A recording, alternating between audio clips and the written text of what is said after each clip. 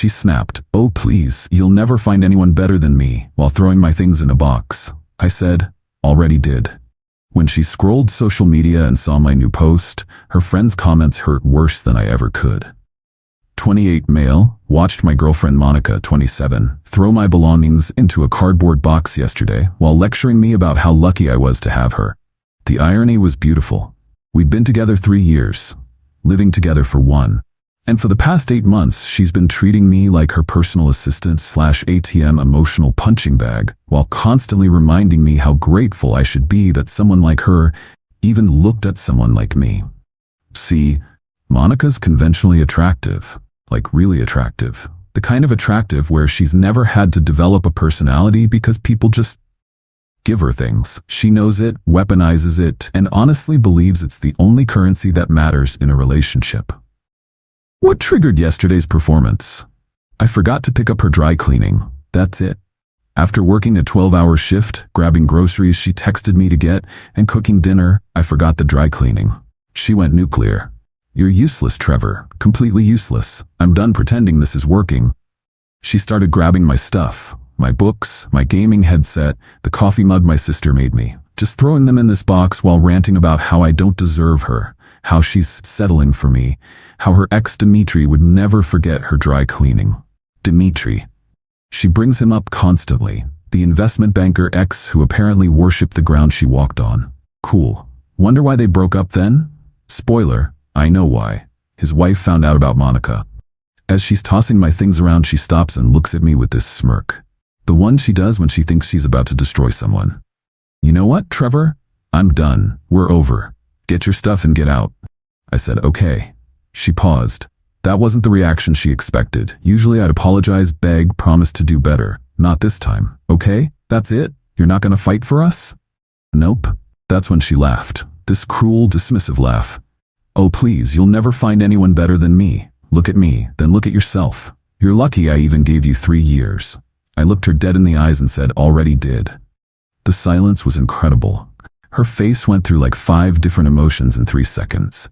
Confusion, disbelief, anger, more confusion. What's that supposed to mean? It means what I said. I already found someone better. Here's what Monica didn't know. I've been checked out for months. The constant belittling, the comparisons to her ex, the way she'd flirt with other guys in front of me, then gaslight me about being insecure. I was done, but I wanted to leave on my terms, with my dignity intact.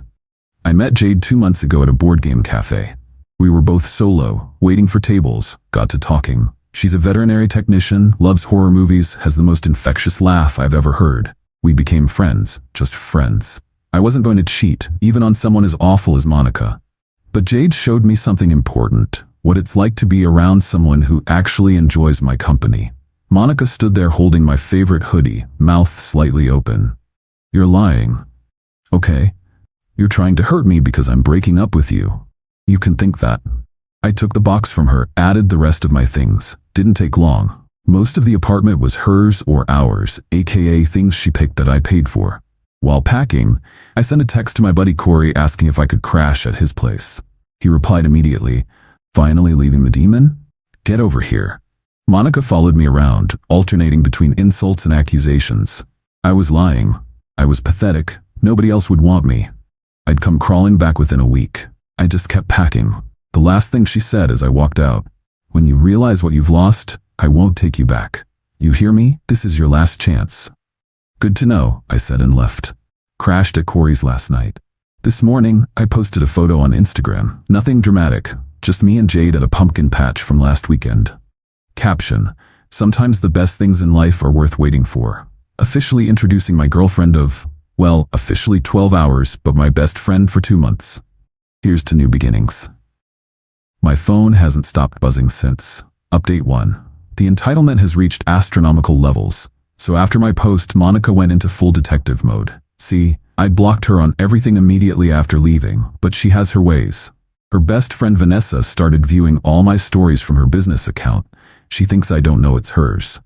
Monica made a fake account to stalk Jade's profile.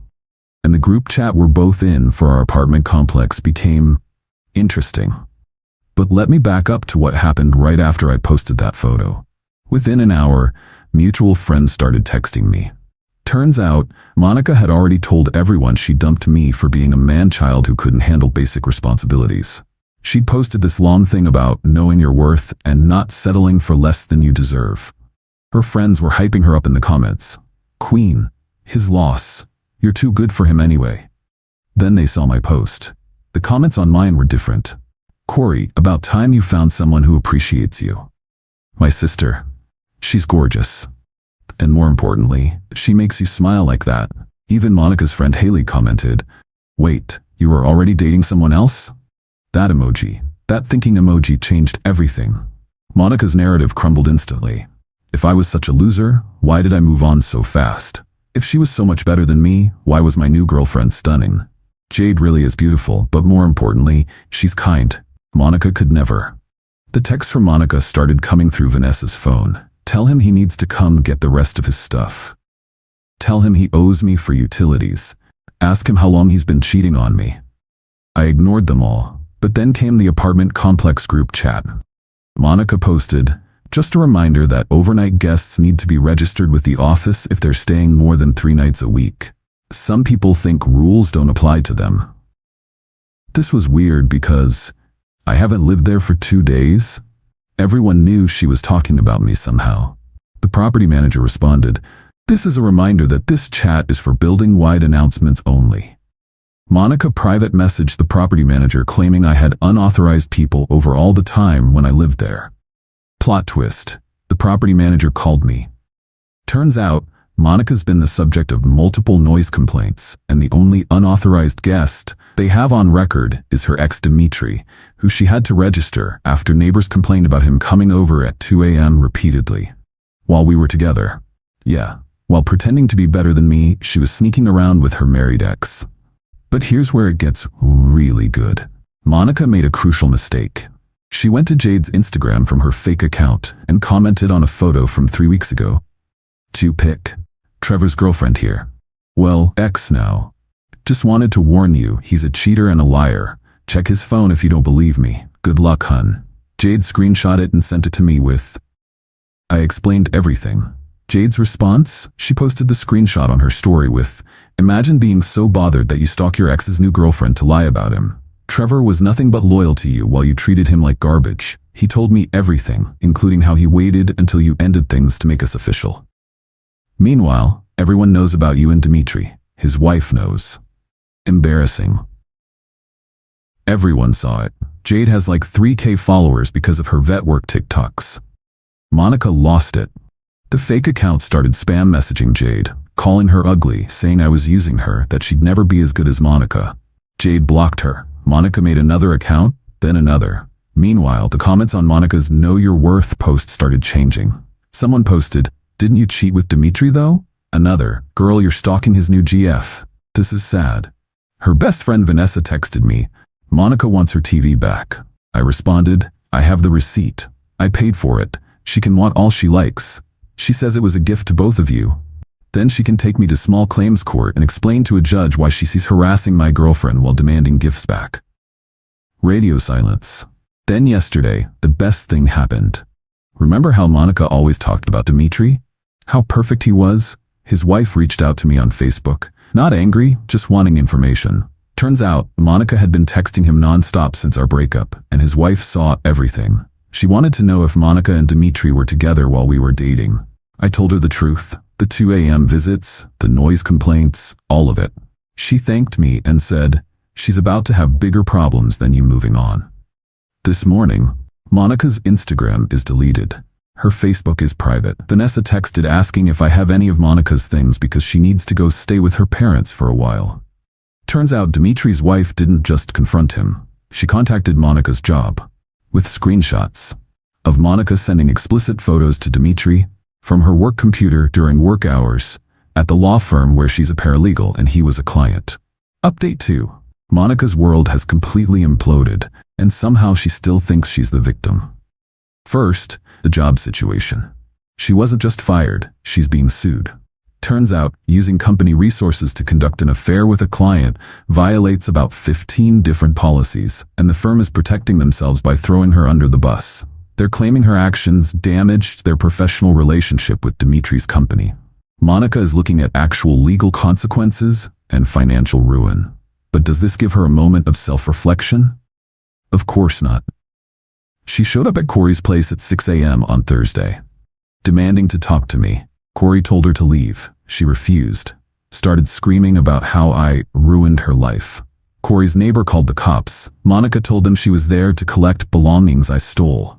The cops asked what belongings. She couldn't name anything specific because I didn't take anything of hers.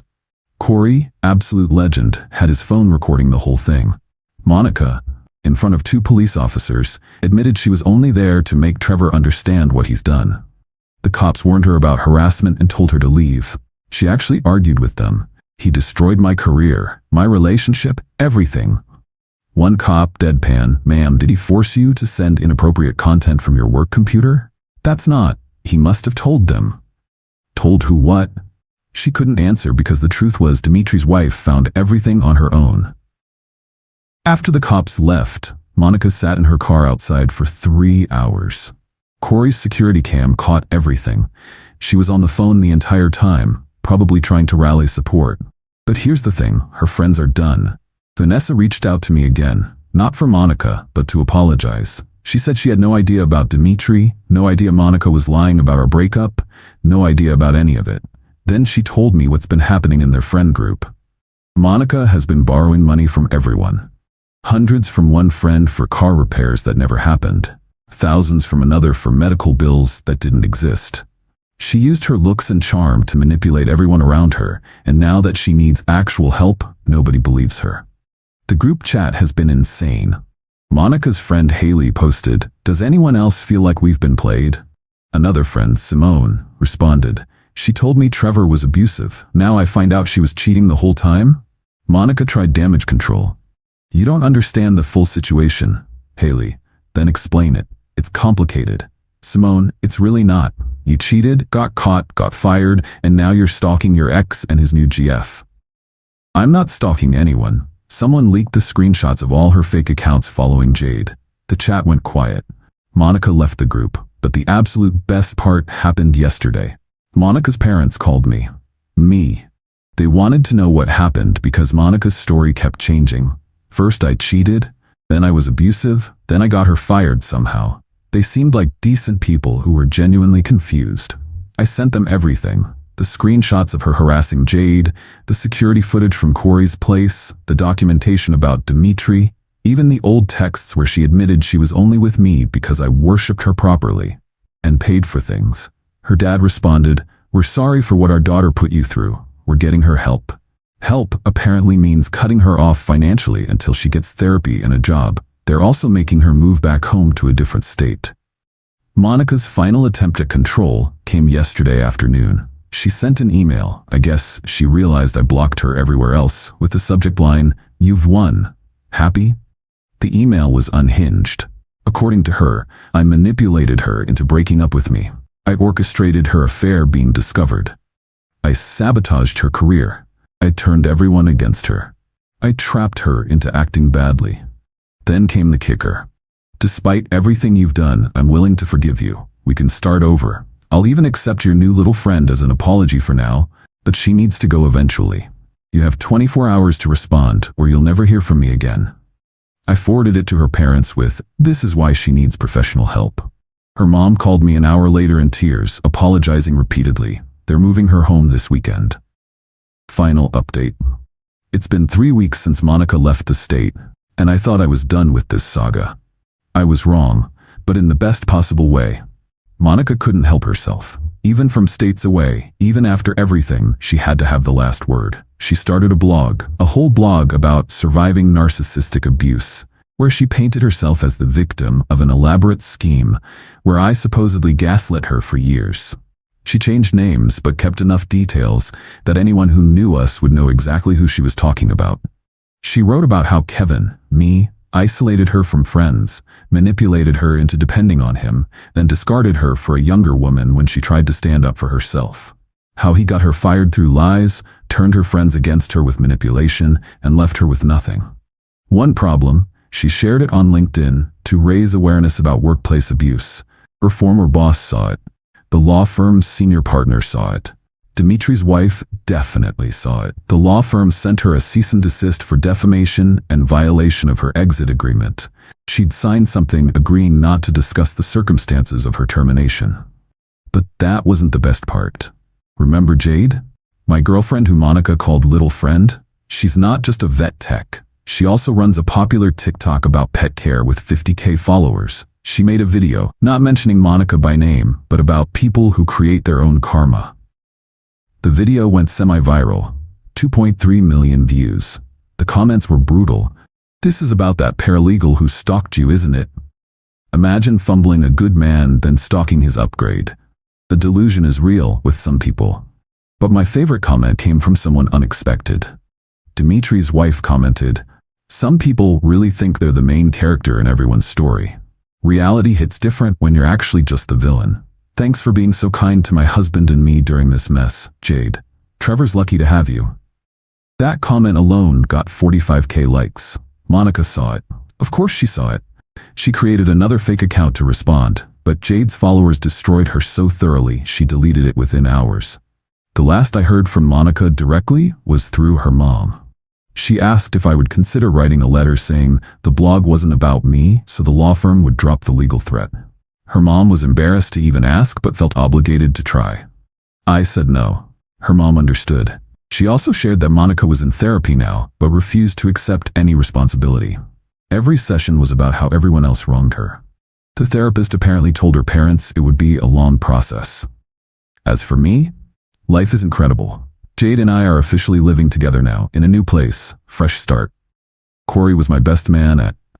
Just kidding, we're not there yet. But we did adopt a cat together. Named him Karma. Jade thought it was hilarious. My favorite part of all this, last week one of Monica's former friends, Haley, reached out. She wanted to apologize for believing Monica's lies about me. We got coffee, and she told me the full extent of Monica's manipulation over the years. The lies, the borrowed money never returned, the boyfriends she stole just to prove she could. Then Haley said something that stuck with me. She always said you'd never find better than her. But I don't think she realized better didn't mean prettier or richer. It just meant kinder, and literally anyone is kinder than her. Yesterday, Jade and I were at the farmer's market when I ran into Monica's parents. They were visiting the area, and Monica wasn't with them. Her dad shook my hand and said, "I'm glad you got out, son. We're still trying to." Her mom hugged Jade and whispered, "Take care of him. He's one of the good ones." Monica's Instagram remains deleted. Her LinkedIn is gone after the law firm threatened legal action. Her blog was taken down. She's living at home, working part-time at a department store, according to her mom, and still insisting everyone else is the problem. She was right about one thing, though. I never found anyone better than her. I found someone infinitely better. Someone who laughs at my bad jokes, plays board games with me until 2 a.m., brings me coffee without being asked, and has never once made me feel like I should be grateful just to be with them. Monica thought she was irreplaceable because of her looks. She thought better was about surface-level attraction and social status. She never understood that better meant someone who actually likes me as a person. The last time I thought about Monica before writing this was when Jade and I were putting up Halloween decorations. She was dancing to Monster Mash covered in fake spider webs, laughing at her own clumsiness. I remember thinking, this is what happiness actually looks like. Monica said I'd never find better. She was wrong. I didn't just find better. I found everything she could never be. Kind, genuine, funny, loyal, and real. And according to her own friends, comments on that viral TikTok, the upgrade really said upgraded. Yeah, it really did.